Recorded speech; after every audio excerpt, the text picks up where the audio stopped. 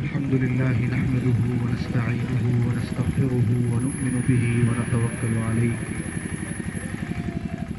ونعوذ بالله من شرور أنفسنا ومن سيئات أعمالنا من يهده الله فلا مضل له ومن يضلله فلا هادي له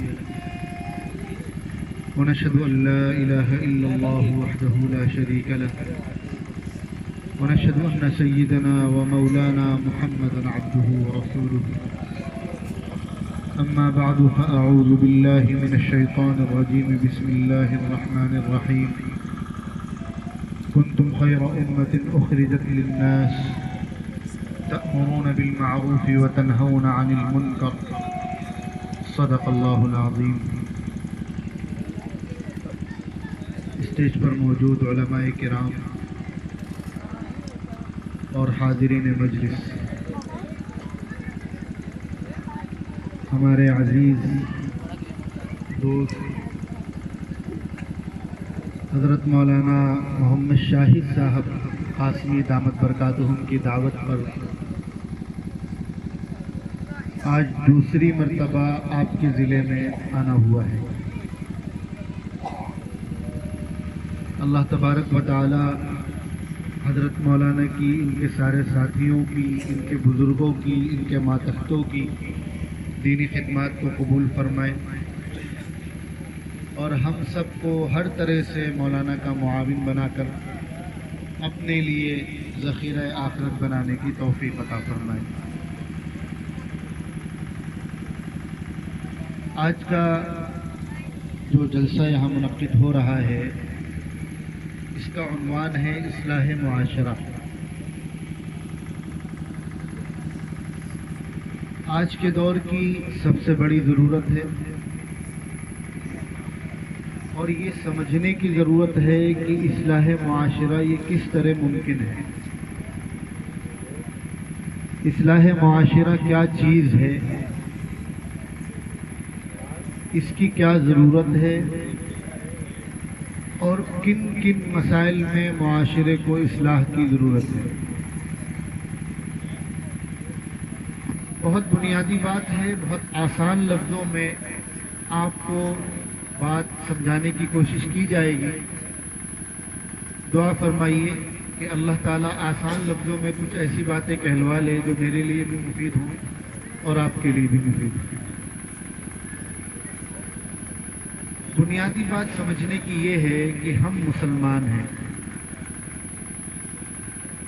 اللہ رب العزت نے اپنی قدرت سے یہ کائنات بنائی.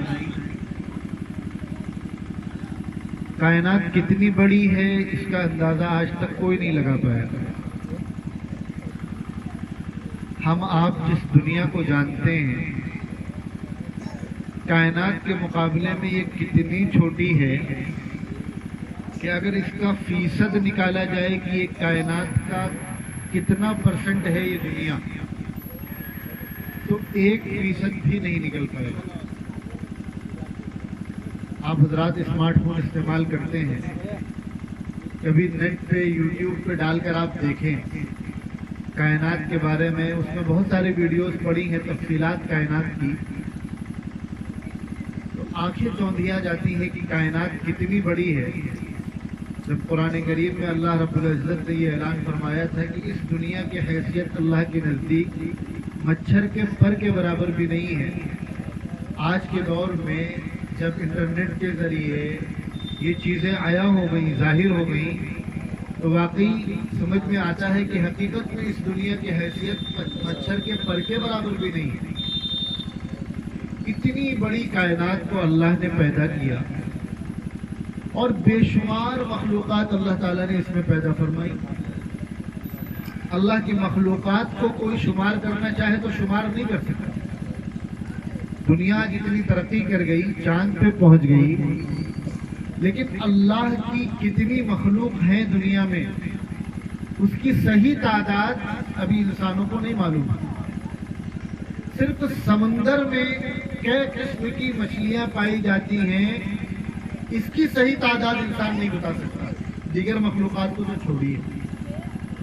اتنی بڑی کائنات بنائی اتنی ساری مخلوقات پیدا فرمائی، اور ہم انسانوں کو اللہ تعالیٰ نے اپنی تمام مخلوقات میں سب سے افضل بنایا، سب سے برتر بنایا۔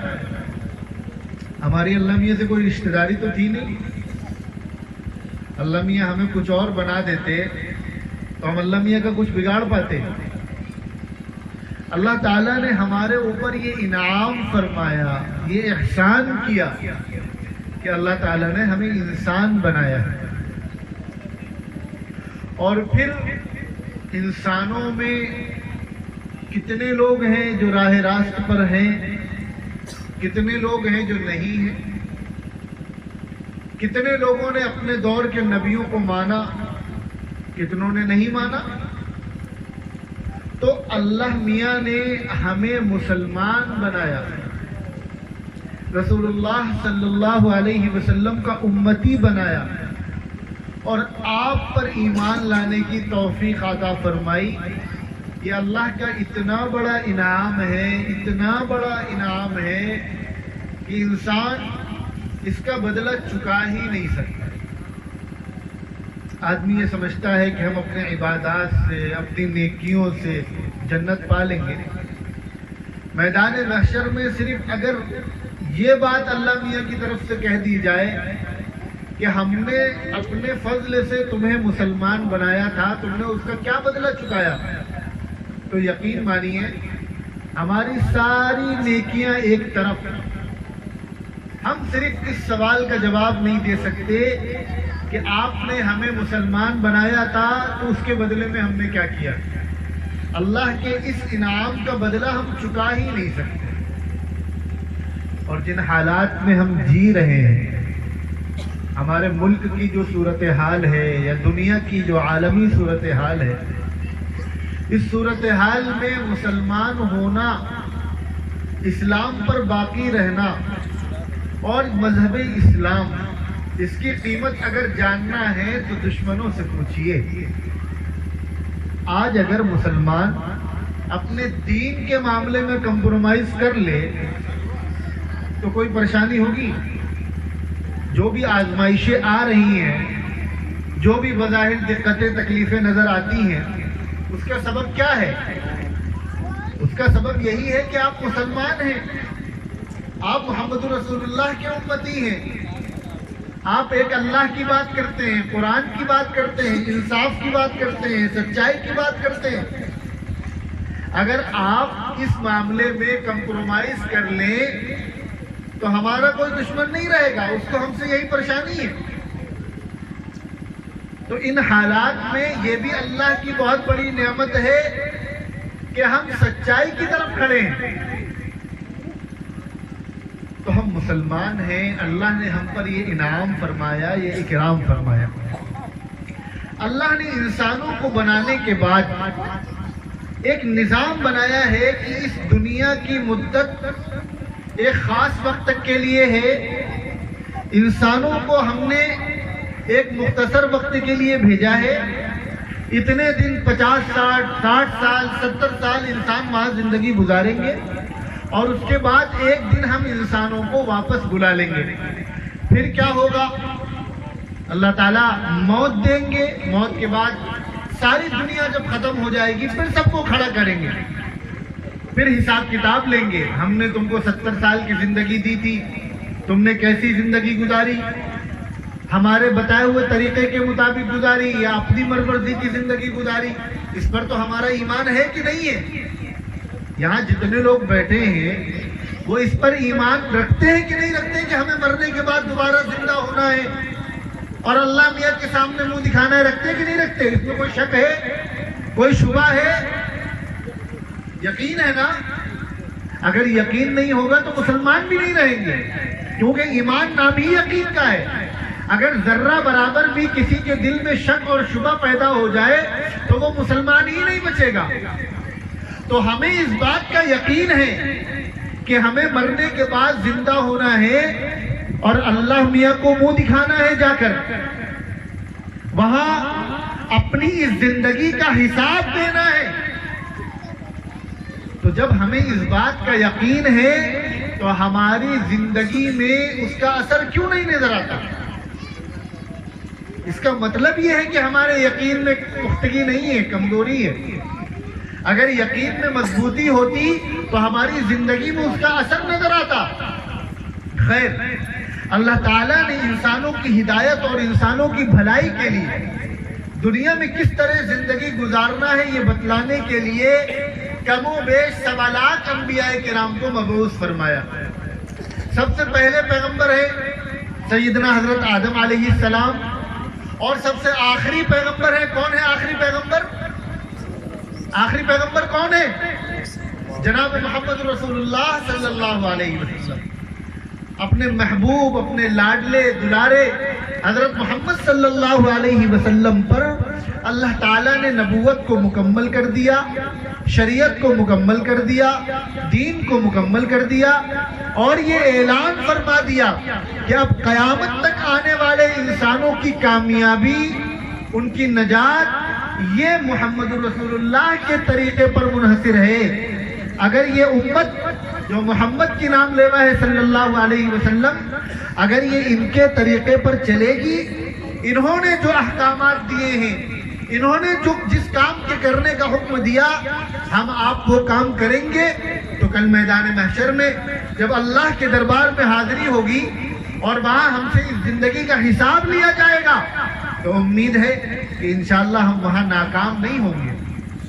لیکن اگر ہم نے اپنی مرضی کی زندگی گزاری، رسول اللہ کے طریقوں کو توڑا، آپ کی سنتوں کو چھوڑا، پھر مرنے کے بعد ہمارا آپ کا ایمان ہے، یقین ہے کہ اللہ میاں کو جواب دینا ہے، پھر کوئی گارنٹی نہیں ہے کہ ہم جواب دے پائیں گے نہیں دے پائیں گے۔ اس لیے جتنے لوگ یہاں بیٹھے ہیں وہ اس نیت سے یہاں بیٹھیں اور بیانات سنیں کہ ہمیں ان بیانات کو سن کر اپنی زندگیوں کو بدلنا ہے۔ جب ہمارا یہ یقین ہے، اچھا ایک بات بتلائیے، دنیا کا کوئی بھی شخص یہ موت کا انکار کر سکتا ہے؟ یہاں جتنے لوگ بیٹھے ہیں کوئی یہ دعویٰ کر سکتا ہے کہ ہم مریں گے نہیں؟ دنیا میں ایسے لوگ تو آپ کو مل جائیں گے جو خدا کا انکار کرتے ہوں کہ خدا ہے ہی نہیں، دنیا خود بخود ہو گئی، لیکن ایک انسان بھی ایسا نہیں ملے گا جو موت کا انکار کر دے۔ موت سب کو آنی ہے، اور کب آنی ہے یہ پتہ ہے کسی کو؟ اگر کوئی 25 سال کا جوان ہے تو کیا وہ گارنٹی سے کہہ سکتا ہے کہ ہم 50 سال 60 سال کے بعد ہی مریں گے؟ موت تو کبھی بھی آ سکتی ہے، اور روزانہ آپ حضرات حادثات دیکھ رہے ہیں، کیا کیا دنیا میں حادثات پیش آ رہے ہیں۔ 20 سال کے بچوں کو ہارٹ اٹیک آ رہا ہے، یہ قیامت کی نشانی نہیں ہے تو کیا ہے؟ تو زندگی کا کوئی بھروسہ نہیں، موت ہر حال میں ایک نہ ایک دن آنی ہے۔ موت کے بعد کیا ہوگا، ہمیں کس طرح اللہ کے سامنے جواب دینا پڑے گا، اس احساس کے ساتھ اگر یہاں بیٹھیں گے اور باتوں کو سنیں گے اور اپنی زندگی کو بدلنے کی کوشش کریں گے تو یقین مانیے یہ اصلاح معاشرہ کانفرنس کامیاب ہے۔ لیکن اگر یہ ہوا کہ بھائی دور دراز سے آئے، بیان سنا، ایک دوسرے سے ملے، انجوائے کیا، ٹائم پاس کیا، اور اس کے بعد اپنے اپنے گھروں کو چلے گئے، بیان کرنے والے کو بھی نہیں پتا کہ ہم کیا بیان کر کے آئے ہیں، سننے والوں کو بھی نہیں پتا کہ ہم کیا سن کر آئے ہیں، تو پھر اس طرح کے آپ ایک نہیں 1000 پروگرام کرتے رہیے، اس کا کوئی فائدہ نہیں ہوگا۔ تو سب سے پہلے اپنی نیتوں کو ٹٹولیں کہ ہم کس نیت سے یہاں بیٹھے ہیں، زندگی کو بدلیں گے نا انشاءاللہ، غفلت کو دور کریں گے، اس نیت کے ساتھ گفتگو سنیں۔ اللہ تعالیٰ نے قرآن میں کامیاب لوگوں کی پہچان بتلائی ہے۔ ہر آدمی کامیاب ہونا چاہتا ہے۔ قرآن کریم میں اللہ فرما رہے ہیں والعصر، قسم ہے زمانے کی، ان الانسان لفی خسر، ہر آدمی خسارے میں ہے، ناکام ہے، لیکن 2 لوگ کامیاب ہیں۔ کون کون؟ الا الذین آمنوا وعملوا الصالحات، 2 لوگوں کے بارے میں اللہ کہہ رہے ہیں کہ یہ لوگ کامیاب ہیں۔ کون کون؟ ایک وہ لوگ جن کا ایمان درست ہے، عقیدہ درست ہے، اور دوسرے وہ لوگ جن کا عمل سنت کے مطابق ہے. کون کہہ رہا ہے؟ کائنات کے رب کہہ رہے ہیں، کائنات کے خالق اور کائنات کے مالک کہہ رہے ہیں، جنہوں نے ہمیں آپ کو بنایا، ہمارے والدین کو بنایا، جنہوں نے یہ پوری دنیا بنائی. وہ فرما رہے، کیا فرما رہے؟ کہ سارے انسان خسارے میں ہے، ناکام ہے. اللہ میاں کسی کو ناکام کہہ دے، دنیا کی کوئی طاقت اسے کامیاب کر سکتی ہے، اور اللہ میاں جسے کامیاب کہہ دے، دنیا کی کوئی طاقت اسے ناکام کر سکتی ہے. سنیے، اللہ تعالیٰ کسے کامیاب کہہ رہے ہیں اور کسے ناکام کہہ رہے ہیں؟ سارے انسان ناکام ہے، خسارے میں. الا الذین آمنوا، وہ لوگ کامیاب ہیں جن کا عقیدہ درست ہے. وعملوا الصالحات، جن کا عمل سنت کے مطابق ہے. عقیدہ کسے کہتے ہیں اور عمل کسے کہتے ہیں؟ عقیدے کا مطلب ہوتا ہے دل سے کسی بات کو مان لینا. کیا ہوتا ہے؟ دل سے کسی بات کو مان لینا. اور عمل کسے کہتے ہیں؟ جس کی بات، جس کو مان لیا گیا، اس کی بات کو اپنی زندگی میں لاگو کرنا. فرق سمجھ گئے؟ مثال سے آپ کو سمجھاتا ہوں. اللہ میاں نے قرآن میں کہا ہے نماز پڑھو. بہت سارے لوگ ہوں گے جو نماز نہیں پڑھتے ہوں گے، نماز چھوڑ دیتے ہوں گے غفلت میں، لاپرواہی میں، یا اور کسی وجہ سے. ان میں سے اگر کوئی نماز کا انکار کر دے کہ ہم نماز کو نہیں مانتے، تو یہ کہلائے گی عقیدے کی خرابی. کہے کہ کہلائے گی عقیدے کی خرابی. اور اگر کوئی یہ کہے کہ نہیں نماز کو تو مانتے ہیں لیکن نماز نہ پڑھے، تو یہ کہلائے گی عمل کی خرابی. فرق سمجھ میں آ گیا؟ کسی چیز کو مان لینا یہ کہلاتا ہے عقیدہ، دل سے مان لینا. اور اپنی پریکٹیکل لائف میں، اپنی زندگی میں اس کو لاگو کر لینا یہ کہلاتا ہے عمل. بات سمجھ میں آ رہی ہے؟ عقیدہ یہ پہلے نمبر پہ اللہ نے بیان کیا اور عمل کو دوسرے نمبر پر بیان کیا. اب معاشرے کی اصلاح میں سب سے پہلی چیز کیا آئے گی؟ کیا آئے گی؟ معاشرے کا عقیدہ، سماج کا عقیدہ، انسانوں کا عقیدہ. یہ معاشرے کی اصلاح میں پہلے نمبر پر ہے. اگر عقیدے کی اصلاح نہیں ہے اور اعمال کی اصلاح پر ہم توجہ دے رہے ہیں، تو یاد رکھیے ہمارے اعمال بھی غارت ہیں. اللہ میاں کے نزدیک ان کی کوئی حیثیت نہیں ہے. پہلے نمبر پر عقیدہ ہے. اس کی مثال کیوں سمجھے کہ جیسے ایک کاغذ پہ آپ زیرو لکھیں. زیرو کی اپنی کوئی ویلیو ہوتی ہے؟ کوئی حیثیت ہوتی ہے؟ نہیں ہوتی. اچھا 2 زیرو لکھیں تو کیا ویلیو بڑھ جائے گی؟ 3 زیرو لکھیں، 4 لکھیں، 10 زیرو لکھ دیں، 20 لکھ دیں، زیرو کی ویلیو بڑھے گی. اسی کے مقابلے میں آپ 1 زیرو لکھیں اور اس کے شروع میں 1 بڑھا دیں، تو اب یہ جو 10 زیرو لکھے ہیں ان کی حیثیت زیادہ ہے یا اس 1 کی جس کے شروع میں 1 بڑھا ہوا ہے؟ کس کی حیثیت زیادہ ہے؟ آپ بتائیے کس زیرو کی ویلیو زیادہ ہوگی؟ ظاہر سی بات ہے جس زیرو کے شروع میں آپ کوئی گنتی بڑھائیں گے اس زیرو کی ویلیو زیادہ ہوگی. اور جس زیرو کے شروع میں کوئی گنتی نہیں ہے وہ زیرو گنتی میں بھی نہیں آئے گا. اسی طرح یہ جو زیرو ہے، زیرو یہ ہے عمل. کیا ہے؟ عمل. اور زیرو کے شروع میں جو آپ 1 بڑھاتے ہیں یہ ہے عقیدہ. اگر عقیدہ ہے تو عمل کی بھی حیثیت ہے. بات سمجھ میں آ رہی ہے؟ کوئی بات اگر سمجھ میں نہ آئے تو بلا تکلف پوچھ لیجیے گا. میں مقرر آدمی نہیں ہوں، میں تو آپ کو صرف بات سمجھانے کے لیے بیٹھا ہوں. عقیدہ اور عمل کا فرق میں آپ کو سمجھا رہا ہوں کہ عقیدہ پہلے نمبر پر کیوں ہے. معاشرے کی اصلاح میں پہلا نمبر عقیدے کی اصلاح کا کیوں آئے گا؟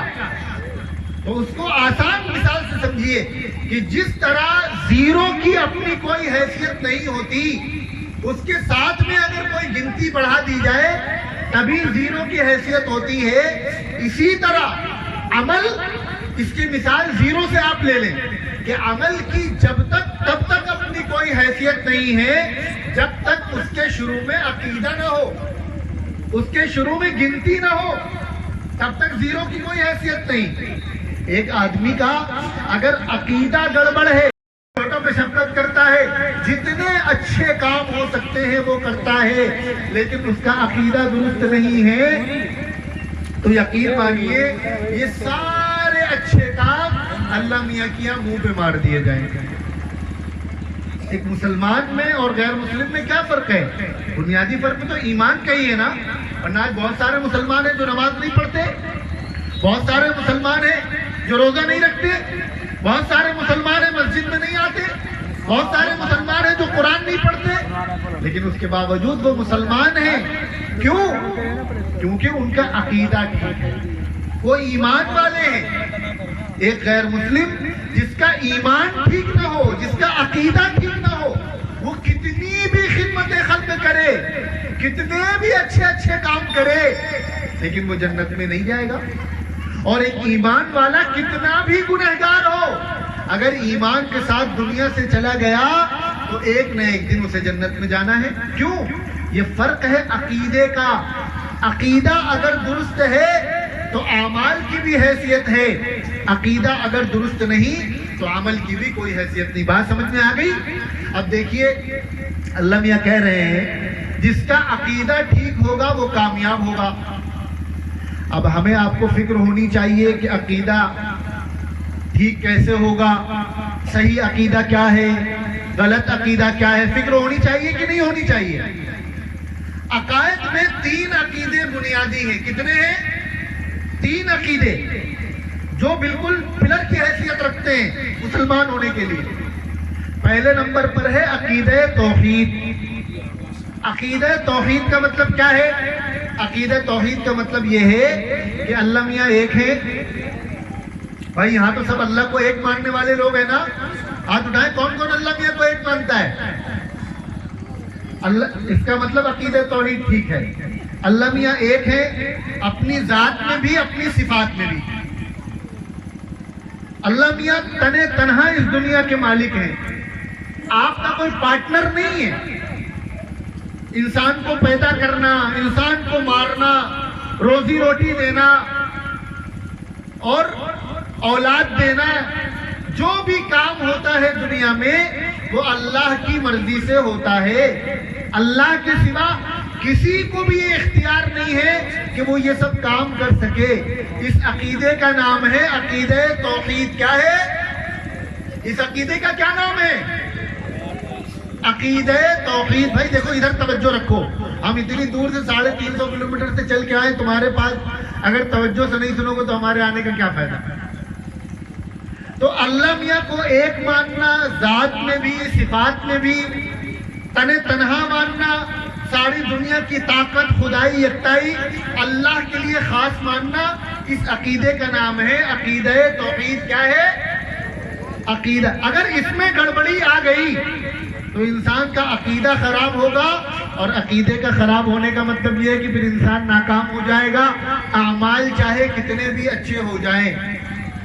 عقیدے میں خرابی کیسے آتی ہے؟ اللہ میاں کے علاوہ کسی اور سے روزی روٹی مانگ لی، کسی اور سے اولاد مانگ لی، اللہ میاں کے کسی کام میں کسی اور کو شریک سمجھ لیا، تو یہ عقیدہ توحید میں خرابی پیدا ہو گئی۔ اور عقیدے میں خرابی پیدا ہونے کا مطلب یہ ہے کہ ہماری ساری نیکیاں ضائع ہو جائیں گی۔ ایسے بھی ہمارے پاس نیکیاں کتنی کم ہیں، مختصر سی تو نیکیاں ہوتی ہیں ہم لوگوں کے پاس، رات دن گناہوں میں جکڑے رہتے ہیں، اور خدا نہ خواستہ عقیدے کی خرابی سے وہ نیکیاں بھی ضائع ہو جائیں تو پھر سب کچھ لٹ جائے گا ہمارا۔ تو یہ ہے عقیدہ توحید، یہ بالکل درست ہونا چاہیے۔ دوسرے نمبر پر ہے عقیدہ رسالت۔ کیا ہے؟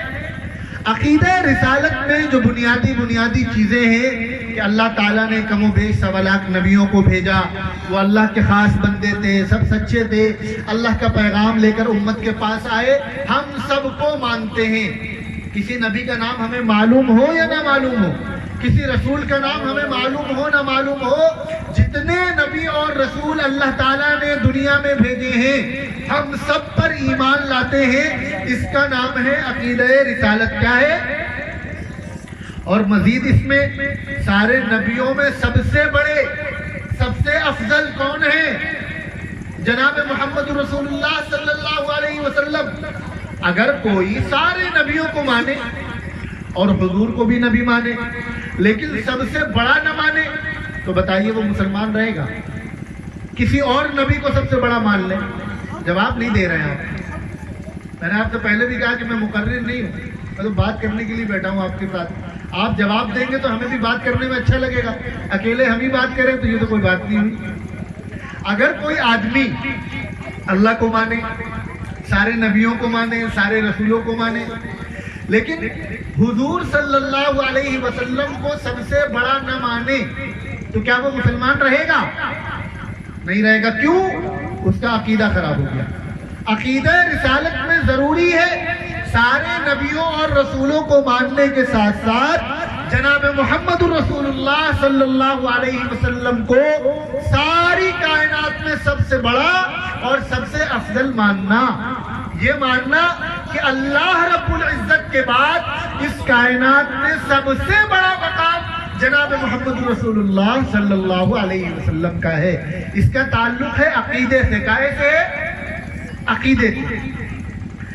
عقیدہ رسالت میں ایک بہت ضروری چیز ہے یہ ماننا کہ اللہ تعالیٰ نے کم و بیش 1.25 لاکھ نبیوں کو دنیا میں بھیجا، اور سب سے آخری میں سب سے آخری نبی کون تھے؟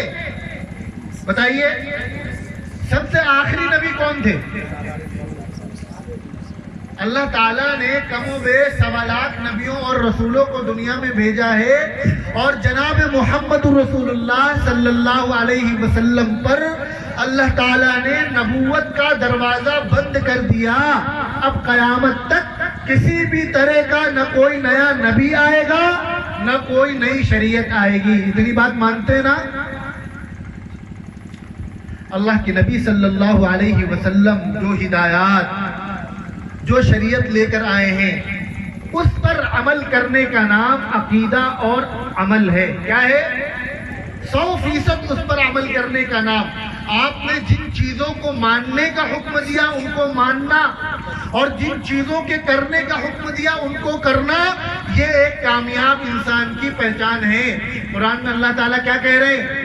إِلَّا الَّذِينَ آمَنُوا وَعَمِلُوا الصَّالِحَاتِ۔ جس کا عقیدہ ٹھیک ہوگا وہ کامیاب ہوگا، اور جس کا عمل سنت کے مطابق ہوگا وہ کامیاب ہوگا۔ اتنی بات سمجھ میں آ گئی؟ اب آگے سنیے۔ قرآن کریم میں اللہ تبارک و تعالی ایک اچھا انسان بننے کے لیے، اچھی زندگی گزارنے کے لیے، کہ کل میدان محشر میں جب تم ہمارے سامنے کھڑے ہوگے تو وہاں کون سا ایسا کام تم یہاں سے کر کے جاؤ کہ وہاں تمہیں شرمندگی نہ ہو، ناکامی نہ ہو۔ اللہ تعالیٰ قرآن میں کچھ بتلا رہے ہیں۔ بھائی جتنے لوگ یہاں موجود ہیں اور جتنے لوگ سن رہے ہیں، کوئی آدمی ایسا ہوگا جو یہ سوچے گا کہ ہمیں وہاں کامیابی اور ناکامی سے کوئی فرق نہیں پڑتا؟ ہر آدمی چاہتا ہے نا اللہ میاں کے سامنے ہم کامیاب ہو جائیں، ہمیں جنت مل جائے، ہماری آخرت اچھی بن جائے۔ چاہتے سب ہیں، وہ الگ بات ہے کہ شیطان بھی موجود ہے، بہکا دیتا ہے، غفلت میں ڈال دیتا ہے۔ ورنہ ہر مسلمان یہ چاہتا ہے کہ ہمیں جنت ملے۔ جنت ملنے کا ایک بڑا آسان نسخہ اللہ تعالیٰ قرآن میں بتلا رہے ہیں۔ کیا بتلا رہے ہیں؟ ما آتاکم الرسول فخذوہ۔ دیکھو بہت سیدھی سی بات ہے کہ رسول اللہ صلی اللہ علیہ وسلم تم لوگوں کو جو چیزیں دیں وہ تم لے لو،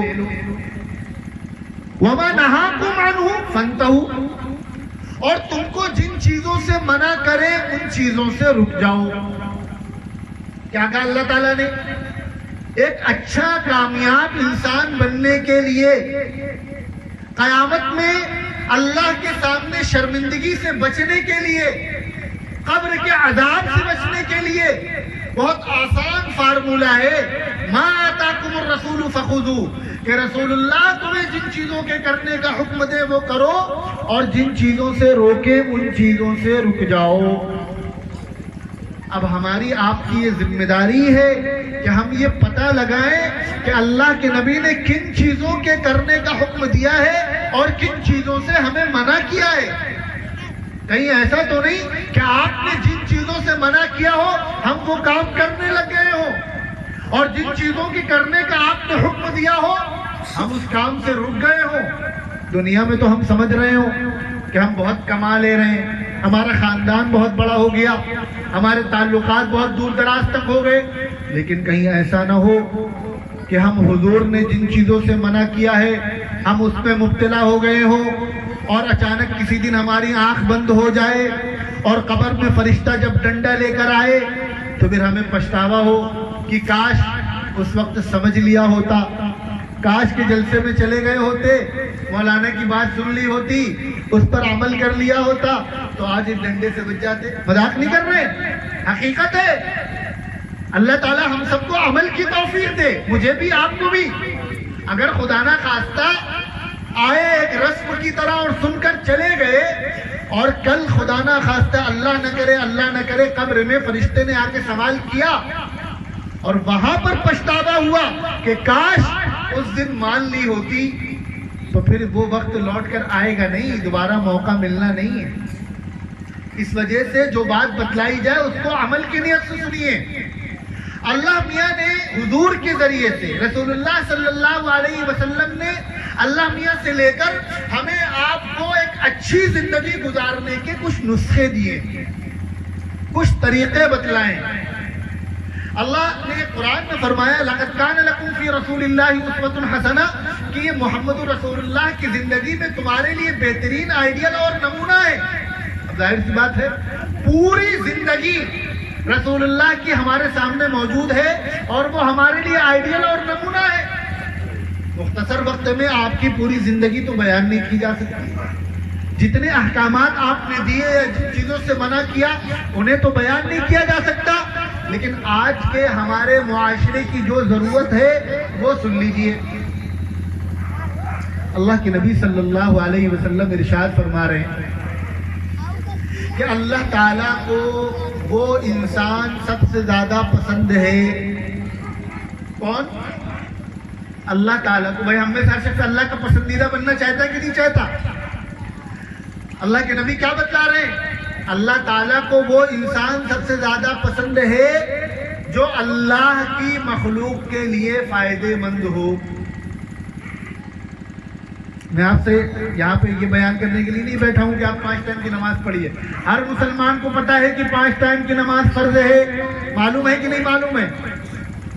یہ کوئی بتانے والی نماز کے لیے اگر بتانا پڑے تو پھر اس سے زیادہ افسوس کی کوئی بات ہی نہیں ہے۔ ہر مسلمان کو معلوم ہے کہ قرآن یہ ہماری ہدایت کا ذریعہ ہے، اس کے باوجود بھی اگر ہم قرآن نہیں پڑھ رہے، اپنے بچوں کو مدرسے مکتب میں نہیں بھیج رہے، پھر تو افسوس ہی کیا جا سکتا ہے۔ میں آپ کو کچھ اور بتلا رہا ہوں۔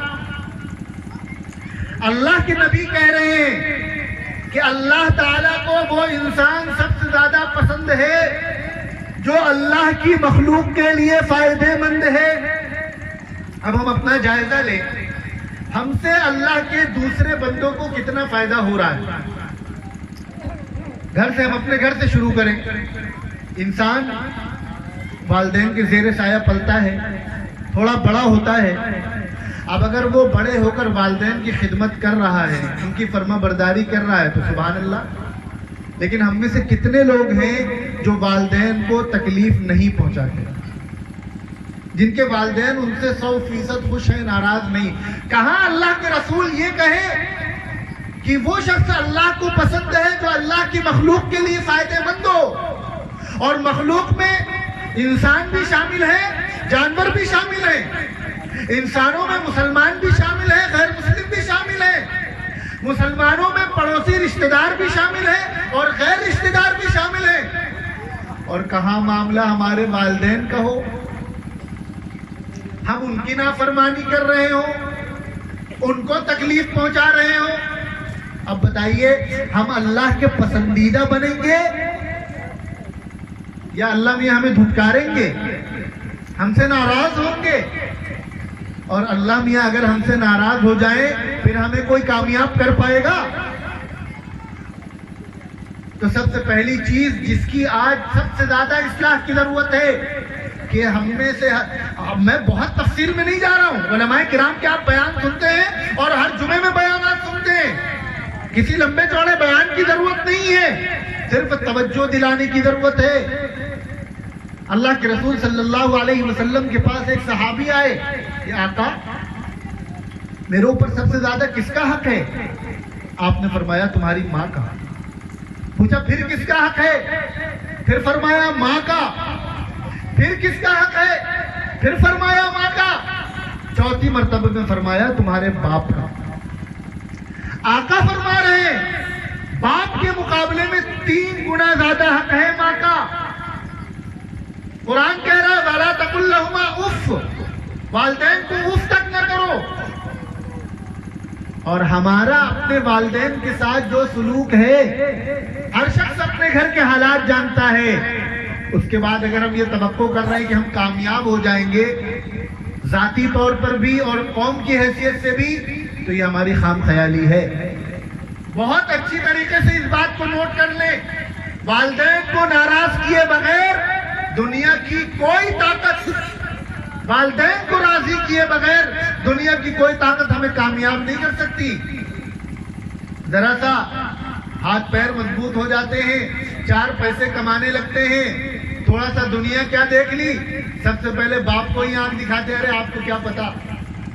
وہ باپ جس نے ہمارے لیے خون پسینہ بہایا ہو، جس نے دھول مٹی کھائی ہو، جس نے اپنا پیٹ کاٹ کر ہمیں کسی لائق بنایا ہو، اپنی ضروریات اپنی خواہشات کو ہمارے لیے دفن کر دیا ہو، اس باپ سے ہم بڑے ہو کر کہیں ارے آپ کو کیا پتا، شرم نہیں آتی ہم کو؟ ہماری غیرت کہاں چلی جاتی ہے؟ جس ماں نے رات رات بھر جاگ کر ہمارے لیے قربانیاں دی ہوں۔ میں آپ کو اپنی بات بتلاؤں، ہمارے گھر میں مہینہ بھر پہلے بچی کی ولادت ہوئی بڑے آپریشن سے۔ اب صورتحال یہ ہے کہ بچے روتے کتنا ہے آپ کو پتا ہے؟ اب ان کی بچی کی والدہ رات رات بھر اس کو گود میں لیے بیٹھی رہتی، دن میں 1-2 گھنٹہ 3 گھنٹہ سونے کو ملتا ہے، ٹانکوں میں تکلیف بڑھ گئی بہت زیادہ، اور دیگر تکلیفیں شروع ہو گئی۔ اب یہی اولاد کل بڑے ہو کر اگر ان سے کہے کہ آپ نے ہمارے لیے کیا کیا ہے، شرم سے ڈوب مر جانا چاہیے ایسی اولاد۔ اور یہ اولاد اگر والدین سے، ماں سے یہ کہے، ان کی نافرمانی کرے، ان کو تکلیف پہنچائے، اور ذرا سا اپنے بیوی بچے ہو جائیں تو ان کے لیے ماں سے جھگڑا کرے، ایسی اولاد پہ تو آسمان اور زمین لعنتیں برساتے ہوں گے۔ تو معاشرے کی اصلاح میں ایک بہت بنیادی چیز ہے والدین کی عزت، ان کی فرما برداری، ان کو ان کا مقام دینا۔ والدین سے بڑا دنیا میں کوئی نہیں ہے۔ اور بہت اچھی طریقے سے میں نے یہ مسئلہ کیوں چھیڑا، اس وجہ سے کہ آپ بہت بڑے نمازی ہو جائیں، بڑے روزے دار ہو جائیں، بڑے متقی پرہیزگار ہو جائیں، کسی مدرسے کے محتمم بن جائیں، کسی مدرسے میں شیخ الحدیث ہو جائیں، کسی تنظیم کے صدر بن جائیں، یا آپ جو ہے بہت بڑے معاون ہو مدرسے کے، بڑا صدقہ خیرات کرتے ہو، روزانہ حج و عمرے کے لیے جاتے ہو، خوب اچھی طریقے سے ذہن میں بیٹھا لیے اگر کسی کے والدین اس سے راضی نہیں ہے، ناراض ہے، وہ کتنا بھی خیر کا کام کرتا ہو، اللہ کی نظر میں ایسا شخص مقبول نہیں ہو سکتا۔ ایک بہت بڑے بزرگ گزرے ہمارے ہندوستان میں، مولانا عبید اللہ سندھی، بہت سے لوگوں نے نام سنا ہوگا، جنہوں نے نہ سنا ہو وہ سن لیں۔ بہت بڑے اللہ والے تھے، بہت بڑے بزرگ تھے۔ ان کی کلاس لگتی تھی، ہزاروں کی تعداد میں شاگرد سامنے بیٹھتے تھے جو ان سے بخاری پڑھا کرتے تھے۔ بخاری حدیث کی سب سے بڑی کتاب ہے، اور امت اس بات پر متفق ہے کہ قرآن کریم کے بعد سب سے بلند پایا کتاب یہ بخاری شریف ہے۔ وہ پڑھاتے تھے، 9 مسلم تھے، یعنی ان کا گھرانہ مسلمان نہیں تھا، یہ بعد میں ایمان لائے تھے، پھر اللہ نے ان کو نوازا۔ دیکھنے والے لکھتے ہیں کہ آپ حدیث شریف کا درس دیتے رہتے تھے، اتنے بڑے شیخ جن کے سامنے ہزاروں کی تعداد میں بیٹھ کے لوگ حدیث شروع کر دیتے تھے کہ تو نے دین بدل دیا، دھرم بدل دیا، تو ایسا ہو گیا ویسا ہو گیا۔ جب خوب مار کے تھک جاتی تھی تو مولانا عبید اللہ سندھی رحمت اللہ علیہ دیکھتے تھے والدہ تھک گئی ہے، پہلے تو گردن جھکا کر مار کھاتے تھے، جب دیکھتے تھے والدہ تھک گئی ہے تو ان کے ہاتھ سے چپل لیتے تھے، ان کے پیروں پہ پہناتے تھے اور گھر تک چھوڑ کے آتے تھے، پھر آ کر درس شروع کرتے تھے۔ ہمارے لیے بیان کرنا بڑا آسان ہے اور آپ کے لیے سن لینا بھی بڑا آسان ہے، لیکن یہ وہ مقام ہے ماں کا جو شریعت نے دیا ہے ان کو۔ دنیا اس مقام سے محروم ہے، جن کے پاس ایمان نہیں ہے ان کے پاس ان کے گھر میں والدہ کو والدین کو یہ مقام نہیں مل پاتا جو مقام شریعت نے دیا ہے۔ والدین اگر مشرک بھی ہو، دین کے خلاف ان کی کوئی بات نہیں مانی جائے گی، لیکن ہو والدین ہمیں غلط کاموں پر ٹوکتے ہو اور ہم والدین سے زبان درازی کریں، ان کو بے وقوف سمجھیں، باپ سے ہم کہیں کہ ارے آپ کو کیا پتا، ماں سے ہم کہیں کہ آپ نے ہمارے لیے کیا کیا ہے، ڈوب مرنا چاہیے ایسی اولاد کو جو اپنے والدین سے اس طرح بات کرے۔ تو معاشرے کی اصلاح میں سب سے پہلی چیز ہے اپنے والدین کی عزت، ان کی اطاعت، ان کی فرما برداری۔ کسی مسئلے میں وہ غلط ہو تب بھی گردن جھکا کر ان کی ڈانٹ سن لینی ہے۔ بھائی وہ ماں ہے، وہ باپ ہے، وہ تمہارے مالک ہے۔ ماں کون ہے؟ تم ان کے بدن کا حصہ ہو بھائی، ان کا خون ہو۔ وہ اگر تمہیں بلا وجہ بھی ڈانٹ دے مار دے تو ان کا حق ہے، تم کو یہ اختیار نہیں ہے پلٹ کے جواب دو۔ ایک طرف تو اللہ کے رسول فرما رہے ہیں کہ اللہ کو وہ شخص سب سے زیادہ پسند ہے جو اللہ کی مخلوق کے لیے فائدہ مند ہو، اور ایک طرف ہمارا اپنے والدین کے ساتھ یہ سلوک۔ سوچیں اللہ میں ہم سے کتنے ناراض ایسی اولاد سے ہوتے ہوں گے جو اپنے والدین کو نافرمانی کرتی ہے۔ دوسری چیز، خاندان میں جوڑ پیدا کرنا۔ کیا آج ہم اپنی چھوٹی چھوٹی ناک کی وجہ سے، اپنی عزت کی وجہ سے خاندان میں توڑ پیدا کرتے ہیں، اور اس میں سب شامل ہیں، ہم بھی ہیں اور ہو سکتا ہے بہت سارے لوگ یہاں پہ ہوں جن کو احساس نہ ہو، لیکن ہماری چھوٹی چھوٹی سی غلطیوں سے ہمارے خاندان میں گھر میں توڑ پیدا ہوتا ہے۔ توڑنا شیطان کا کام ہے۔ صلہ رحمی، رشتہ داروں کے ساتھ اچھا برتاؤ، ہمدردی، یہ وہ اوصاف ہیں جو اللہ کے نبی صلی اللہ علیہ وسلم نے اپنائے اور امت کو اس پر عمل کرنے کا حکم دیا ہے۔ خوب اچھی طریقے سے ذہنوں میں بیٹھا لیجئے، آپ نے خوب نمازوں پر، قرآن پر، حج زکوٰۃ پر، صدقہ خیرات پر بیانات سنے ہوں گے۔ میں آپ کو دوسری بات بتلا رہا ہوں، اگر آپ نے کوئی ایسا شخص ہے جو رشتہ داروں میں توڑ پیدا کرتا ہے، میاں بیوی میں توڑ پیدا کرتا ہے، ذرا سے اپنی ناک اونچی رکھنے کے لیے دوسروں کو ذلیل کرتا ہے، دوسرے انسانوں کو تکلیف پہنچاتا ہے، پوری ذمہ داری کے ساتھ یہ بات کہہ رہا ہوں، کل میدان محشر میں ہماری نماز روزہ کام نہیں آئے گا۔ خوب اچھی طریقے سے اس بات کو سمجھ لیجئے، اگر ہمارا اللہ کے بندوں کے ساتھ برتاؤ اچھا نہیں ہے تو پھر اللہ میاں کی ہم پوچھ ہوگی۔ اس وجہ سے رشتہ داروں کے ساتھ اچھا برتاؤ کرنا، گھر میں جوڑ پیدا کرنا، کوئی ہمارے ساتھ برا معاملہ کر رہا ہے دب جانا، برداشت کر لینا۔ بیوی ہے آپ کی گھر پہ، وہ بھی اللہ کی بندی ہے نا، وہ بھی اپنا سب گھر بار چھوڑ کر آپ کے لیے آئی ہے، اگر اس سے کوئی ناراضگی ہو گئی تو یہ سوچ لیں کہ ہم اللہ میاں کی اتنی نافرمانی کرتے ہیں، اتنا ناراض کرتے ہیں، اگر کل کو میدان محشر میں اللہ نے ہم سے پوچھ لیا تو ہم جواب دے پائیں گے؟ تو اگر اس سے کوئی نافرمانی ہو جا رہی ہے، یہ کوئی ایسا کام کر رہی ہے جو ہماری ناراضگی کا سبب بن رہا ہے، تو ہم یہ سوچ کر اسے معاف کر دیں کہ بھائی یہ اللہ کی بندی ہے، آج ہم اس کو اس امید سے معاف کریں کہ کل قیامت میں اللہ ہمیں معاف کر دیں گے۔ لیکن نہیں، اتنی اونچی ناک ہوتی ہے، شادی ہو گئی سمجھتے ہیں اپنے آپ کو بہت بڑا ترم خواہ کہ بیوی لے کر نہیں آئے ہیں کہ غلام لے کر آئے ہیں، اب وہ ہماری مرضی کے خلاف کوئی کام نہیں کر سکتی، ہماری مرضی کے خلاف چل نہیں سکتی، ہماری مرضی کے خلاف اٹھ بیٹھ نہیں سکتی، ہماری مرضی کے خلاف کھانا نہیں پکا سکتی، ہماری مرضی کے خلاف اپنے رشتہ داروں سے بات نہیں کر سکتی۔ پتہ نہیں کون سا خبط خناس ذہنوں میں سوار ہو جاتا ہے بیوی لانے کے بعد۔ بہت اچھی طریقے سے سن لیجئے، انسان ہونے کی حیثیت سے مرد کو عورت پر کوئی فوقیت حاصل نہیں ہے، اللہ میاں کی نظر میں دونوں برابر ہیں۔ ذمہ داری مرد پر زیادہ ڈالی گئی ہے، ذمہ داری چونکہ اللہ تعالیٰ نے مرد کو ایسا بنایا ہے، اس کی طاقت زیادہ ہوتی ہے، اس کا مزاج ایسا ہوتا ہے، اس کا جسم ایسا ہوتا ہے کہ وہ دقتوں و دشواریوں کو زیادہ برداشت کر سکتا ہے۔ عورت کا جسم نازک ہوتا ہے، مزاج میں نزاکت ہوتی ہے، اتنا برداشت نہیں کر سکتی۔ لیکن مرد اور عورت یہ دونوں برابر ہیں۔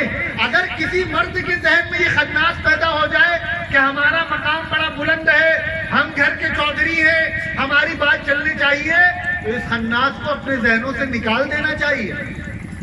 زمانے جاہلیت میں رسول اللہ صلی اللہ علیہ وسلم کی بعثت سے قبل کیا ہوتا تھا؟ یہ تو آپ نے سنا کہ بچیوں کو زندہ دفنا دیا کرتے تھے، عورتوں کی کوئی حیثیت نہیں تھی، عورتیں مشورہ بھی نہیں دے سکتی تھی، وہ اپنی کوئی رائے بھی نہیں کر سکتی تھی، اپنی مرضی سے وہ کام ہی کوئی نہیں کر سکتی تھی، معاشرے میں ان کی کوئی حیثیت ہی نہیں تھی، اپنا کوئی وجود ہی نہیں تھا، بس وہ مردوں کی تسکین کا ایک سامان تھی۔ جب اسلام آیا، رسول اللہ صلی اللہ علیہ وسلم تشریف لائے تو آپ نے عورتوں کے بھی مستقل حقوق بیان کیے۔ ایک موقع پر سیدنا حضرت عمر بن خطاب رضی اللہ عنہ نے گھر میں کوئی بات کری، آپ کی زوجہ محترمہ نے آپ سے اختلاف کیا، یہ بات آپ کو بڑی ناگوار گزری کہ اب عورتیں ہم سے اختلاف کریں گی، ہمارے معاملے میں ٹانگ اڑائیں گی۔ آپ پہنچے رسول اللہ کے دربار میں، آقا اب یہ دن آ گئے کہ عورتیں ہمارے معاملات میں ٹانگ اڑائیں گی، کیا ہوا؟ ایسی ایسی بات ہوئی۔ آقا نے فرمایا بالکل صحیح کیا اس نے، تمہاری بیوی ہے، اس کو مشورہ دینے کا حق ہے بھائی، اس کو تم سے اختلاف کرنے کا حق ہے، اس کو اپنی بات منوانے کا حق ہے۔ لہذا گھروں میں جوڑ پیدا کرنے کے لیے میں نے بیوی کی مثال اس لیے دی کہ انسان سب سے زیادہ قریب اپنی بیوی سے ہوتا ہے، تو یہ سمجھے کہ بھائی یہ بھی اللہ کی بندی ہے، ہم اس کے ساتھ اچھا معاملہ کریں گے تو اللہ تعالیٰ خوش ہوں گے۔ بہت اچھے طریقے سے اس بات کو ذہن میں بٹھائیے، آج آپ اپنی بیوی کے ساتھ اچھا برتاؤ کریں گے، کل کو آپ کی بیٹی کے ساتھ اچھا برتاؤ ہوگا۔ اگر ہم یہ چاہتے ہیں کہ ہماری بیٹی کل کو جب اپنے گھر جائے تو وہاں خوش رہے، اس کا شوہر ہمارا داماد اس کو خوش رکھے، تو آج آپ کو اپنی بیوی کو خوش رکھنا پڑے گا۔ ایک بہت بڑے عالم ہیں، انہوں نے اپنے بیان میں فرمایا کہ اولاد تو ہر کوئی باعزت چاہتا ہے، بڑی نیک نام چاہتا ہے، بڑی ترقی یافتہ چاہتا ہے، لیکن اس اولاد کے پیدا ہونے کا جو عورت ذریعہ ہے گھر میں اسی کو بے عزت کرتا ہے، اسی کو بے عزت کرتا ہے۔ ایک بے عزت عورت کی کوکھ سے باعزت اولاد جنم نہیں لے سکتی، اس وجہ سے اگر باعزت اولاد چاہتے ہو تو اس کی ماں کی قدر کرو۔ لہذا صلہ رحمی میں میں نے والدین کی مثال دی، بیوی کی مثال دی، سارے رشتہ دار، شادی ہوئی، اب بیوی کے چکر میں بھائی سے بھی جھگڑا ہو رہا ہے، ماں باپ سے بھی جھگڑا ہو رہا ہے۔ بات بھی ذرا سوچے، میرے پاس کچھ مہینوں پہ آواز آ رہی ہے آپ کو؟ آواز نہیں آ رہی؟ اب ہمارے پاس 2-3 مہینے پہلے اناؤ شہر سے ایک صاحب آئے، کافی ان کی عمر ہو چکی تھی، قریب 55-60 سال کے تھے، ان کا ان کے بھائی سے کوئی جھگڑا چل رہا تھا کئی سالوں سے، بڑا توجہ سے سنیے گا، تو رونے لگے کہ ہم لوگ بچپن میں اتنا اچھا بچپن گزرا، ہم لوگوں کا ساتھ میں رہے، شادی کے بعد جائیداد کو لے کر کچھ مسئلے پیدا ہوئے اور بھائی نے ہمارے ساتھ یہ کیا یہ کیا یہ کیا، اب ہمارا جی نہیں چاہتا ان کا چہرہ دیکھنے کا۔ میں نے ان سے کچھ باتیں کی جو میں آپ سے بھی کرنا چاہتا ہوں۔ اگر کسی کا اس کے بھائی بہنوں سے جھگڑا چل رہا ہو تو یہ دنیا 4 دن کی ہے، ایک نہ ایک دن ہر کسی کو چلے جانا ہے، جھگڑا لے کر کیا فائدہ ہوگا تمہارا؟ ہم کہہ رہے ہیں اگر ٹھیک ہے تمہارے ساتھ زیادتی ہوئی ہے، ہم نے مان لیا، 55-60 سال کی آپ کی عمر ہو گئی ہے، کچھ معلوم نہیں مزید آپ کتنے دن جیئیں گے، اندازے کے مطابق جتنی عمر آج کل ہوتی ہے 10 سال آپ اور جی لو گے، 10 سال میں آپ کو ایسا کیا فائدہ ہو جائے گا ان سے ناراض رہ کے؟ بھائی ہر 4 دن کی زندگی ہے، اگر آپ کو کسی نے آپ کی بے عزتی کر دی تو آپ کا کیا گھٹ جائے گا؟ کسی نے آپ کو تکلیف پہنچا دیا تو آپ کا کیا گھٹ جائے گا؟ اور پھر سگے بھائی بہن جن سے خون کا رشتہ ہو، جن کے ایک کوکھ سے پیدا ہوئے ہوں، ایک ساتھ پلے بڑے ہوں، بچپنا ایک ساتھ گزرا ہو، بڑے ہو کر صرف بیوی بچوں کی وجہ سے، جائیداد کی وجہ سے ہم ان سے جھگڑا کر لیں، اکیلے میں جا کر ذرا سوچئے گا کہ میرا بھائی ہے، میرا خون ہے، میری بہن ہے، ہمارا اس کے ساتھ جو رویہ ہے ٹھیک ہے ہمارے ساتھ زیادتی ہوئی ہوگی، لیکن اگر ہم اس کو معاف کر دیں اور اس سے معافی مانگ لیں تو ہمارا کچھ گھٹ جائے گا، ہمارا کچھ چلا جائے گا۔ میں آنکھوں سے میں نے اپنے دیکھا ہے، جمعہ میں اس موضوع پہ بیان کیا، ٹھاٹھے مار مار کر لوگوں کو روتے ہوئے دیکھا ہے، کہنے لگے مولانا 20 سال سے ہمارے اپنی بھائی بہنوں سے بول چال بن گئے، لیکن کسی نے ہمیں سمجھایا ہی نہیں، ٹوکا ہی نہیں۔ یار یہ جائیداد، یہ گھر بار، یہ زمین کتنے دن فائدہ اٹھا لو گے؟ 10 سال، 20 سال، 50 سال، 60، 70 سال، ایک دن تمہیں بھی جانا ہے، انہیں بھی جانا ہے۔ 4 دن کی زندگی میں اگر بھائی بہنوں کے ساتھ تم لڑائی پال رہے ہو تو ایسی زندگی کا کوئی فائدہ نہیں ہے۔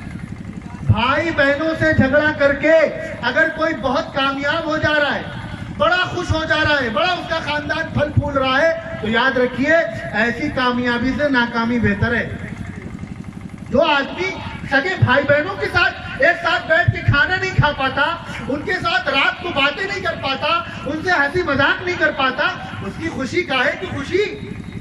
اس کے دل سے پوچھئے بھائی بہنوں کی محبت کیا ہوتی ہے؟ جن گھرانوں میں بھائی بہنوں میں ایکا ہوتا ہے، محبت ہوتی ہے، وہ گھر نہیں جنت ہوتا ہے، جنت۔ لوگ رشک کرتے ہیں اس گھر کو دیکھ کر۔ تو اگر خدا نہ خواستہ کسی کے درمیان، بھائیوں کے درمیان، بھائی بہنوں کے درمیان جھگڑا چل رہا ہے تو خدا کے واسطے آج یہاں اٹھنے سے پہلے یہ نیت کر کے جائیں، بھلے ہماری غلطی نہ ہو، ہم فون ملائیں گے، بھیا معافی چاہتے ہیں، ہم نے تمہارا بڑا دل دکھایا ہے، تم ہمیں معاف کر دو، آج سے ہم اپنا دل تمہاری طرف سے صاف کرتے ہیں۔ کوئی پہل کر کو تو دیکھے، 10 سال صرف اسی میں گزر جاتے ہیں، پہلے وہ معافی مانگے یا پہلے وہ معافی مانگے۔ جن صاحب کا میں نے واقعہ بتلایا ان کے ساتھ یہی ہوا، کہنے لگے بہت دنوں سے احساس ہے ہم دونوں کو، وہ بھی اپنے دوستوں میں تذکرہ کرتے ہیں، میں بھی اپنے دوستوں میں تذکرہ کرتا ہوں کہ ہم دونوں میں بول چال ہو جائے، لیکن ہم کہتے ہیں غلطی ان کی ہے، پہلے وہ معافی مانگے، وہ کہتے ہیں نہیں غلطی اس کی ہے، پہلے یہ معافی مانگے۔ اس چکر میں 10 سال ہو گئے۔ میرے کہنے پر انہوں نے ہمت کی، فون ملایا، بات کی، ہفتہ بھر صرف لگا، صرف ہفتہ بھر، اور الحمدللہ ایسے دونوں کے دل صاف ہوئے کہ الگ الگ گھر میں رہ رہے تھے، دونوں بھائیوں نے طے کیا اب ہم لوگ پیسہ خرچہ کر کے گھر بھی ایک ساتھ رہے گا ہمارا، ہم لوگ ایک ساتھ رہیں گے۔ اب بتائیے، اللہ کے رسول صلی اللہ علیہ وسلم فرما رہے کہ رشتوں کو جوڑو، اور ہم اپنی ذرا ذرا سی بات پہ سگے بھائی بہنوں سے کٹے جا رہے۔ اور بات چلی جائیداد کی اور معاشرے کی اصلاح کی، تو ایک بات آپ کو اور بتا دوں، جائیداد میں بہن کا حصہ، بیٹی کا حصہ، یہ اللہ میاں نے متعین کیا ہے۔ کس نے کیا ہے؟ کس نے کیا ہے؟ ہمیں آپ کو معاف کروانے کا اختیار نہیں ہے۔ اگر کسی نے، کوئی یہاں بیٹھا ہو یا اس تک آواز پہنچ رہی ہو اور اس نے اپنی بہن کا جائیداد میں یا بیٹی کا جائیداد میں حصہ نہ دیا ہو تو آج ہی جا کر یہ کام کر لیں، ورنہ خدا کو حاضر و ناظر جان کر کہہ رہا ہوں، زندگی پر جتنا کھاؤ گے، جتنا کماؤ گے، سب حرام کی کمائی کہلائے گی۔ اگر بہنوں کو ان کی جائیداد میں حصہ نہیں دیا، اگر بیٹیوں کو جائیداد میں حصہ نہیں دیا ہے تو تمہارا ایک ایک نوالا مشکوک ہے، ایک ایک نوالا۔ اس وجہ سے خدا، تم کتنی نیکیاں کر لو، کتنے صدقہ خیرات کر لو، کتنا نماز روزہ کر لو، کتنی دینداری کی باتیں کر لو، لیکن اگر بہن کو جائیداد میں حصہ نہیں دیا تو حرام کھا رہے ہو، اور حرام کھانے والے کی نہ نمازیں قبول ہوتی ہے نہ اور کوئی نیکیاں قبول ہوتی ہے، سمجھ لو اچھی طریقے سے۔ اور اگر کوئی، اور بے غیرتی کی انتہا یہ ہمارے معاشرے میں، یہاں ایسے لوگ نہیں ہوں گے، میں تو عمومی بات کر رہا ہوں، بے غیرتی کی انتہا یہ ہو گئی ہے کہ بہن سے کہتے ہیں کہ تمہیں بھائی چاہیے یا جائیداد، شرم نہیں آتی۔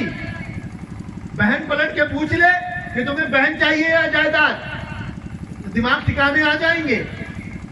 خود کے اندر اتنا جگرا نہیں ہے کہ بہن کے لیے جائیداد چھوڑ دیں، اور بہن سے کہتے ہیں تمہیں بھائی چاہیے یا جائیداد، شرم آنی چاہیے۔ بہن کا حصہ اللہ نے متعین کیا ہے، تمہیں یہ اختیار نہیں ہے۔ اور کہتے ہیں ہماری بہن نے معاف کر دیا ہے، تم اس کے ہاتھ میں دے دو، پھر وہ تمہارے حوالے کر دے تو ہم جانے، بغیر دیے کیسے معاف کروا دیتے ہو؟ پیسہ کسی کو کاٹتا ہے؟ جائیداد کسی کو کاٹتی؟ دنیا کا کوئی ایک انسان، جن لوگوں کو اللہ نے اربوں خربوں پتی بنایا ہے، جن کا نام دنیا کے ٹاپ ریچسٹ لوگوں میں آتا ہے، دنیا کے سب سے امیر اڈانی امبانی، آپ کے پیسے کی کمی نہیں ہے، کئی ملک خریدے لیں اتنا پیسہ ہے، لیکن اس کے باوجود بھی ان کو پیسہ کاٹ رہا ہے، بیچارے اور آ جائے اور آ جائے۔ انسان کی فطرت ایسی ہوتی ہے، حلال طریقے سے اگر انسان کمائے تو یہ کوئی عیب نہیں ہے۔ اگر حلال طریقے سے انسان کما رہا ہے تو زیادہ پیسہ کما لینا یا زیادہ پیسہ کمانے کا شوق رکھنا یہ کوئی عیب نہیں ہے، اچھی بات ہے اگر حلال طریقے سے کما رہے ہیں تو پیسہ جائیداد کسی کو کاٹتی نہیں ہے۔